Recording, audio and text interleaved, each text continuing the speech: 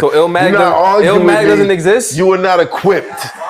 You're not equipped to argue with me about Life After Death being the best album. That's a biased opinion though, because you're from Brooklyn. Okay, cool. Recently on My Expert Opinion, Math Hoffa was sitting down having an interview with Preem Jr. and somehow they got on the conversation of Notorious B.I.G.'s album Life After Death.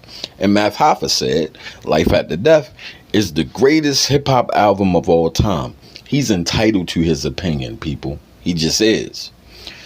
Preem Jr. brought up Illmatic. Before I get in my bag, I want to make this clear. I love Big. Big is one of those ones. He's on almost everybody's list for different reasons, right? But let's be clear. In no way, shape, or form is Life After Death in the same stratosphere or conversation with Illmatic because of the impact that Illmatic had on hip-hop culture. It is levels to classics. It's levels. It's not in the same conversation with Ice Cube's America's Most Wanted. It's not in the same conversation with Public Enemy, It Takes a Nation. It's not in the same conversation with Wu-Tang Clan's 36 Chambers.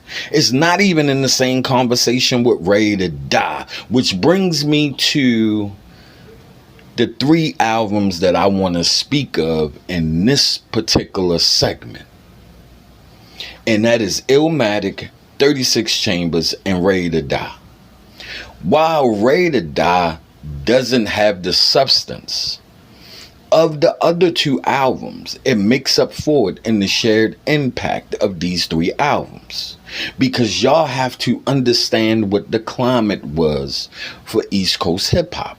East Coast hip-hop was braggadocious at the time. Yeah, you had your Coogee raps that talk some street shit, but other than that, everybody was doing braggadocious, talk about themselves, or rapping for the sake of rapping, or making songs about females. Skibbity doop doop doop doop doop doop doop dop dip that shit. Hip-hop parade, and that's not a shot at Naughty by Nature, just trying to give y'all some understanding of what the climate was. The West Coast was putting belt to ass because we was all listening to it, because they became the soundtrack to the lives we was living outside. That's what we was relating to. And then along came 36 Chambers, Illmatic, and Ready to Die. And it shifted East Coast hip-hop to actually being able to be in the conversation, because now they are talking about the things that we are going through and seeing on a day-to-day basis. Life After Death is just an extension of Ready to Die. They're pretty much the same album. It's not too much different, especially when it comes to the substance and content on both of them. They are the same. It's no evolution. And it's not to say that Big wouldn't have never got there. He just didn't get a chance to.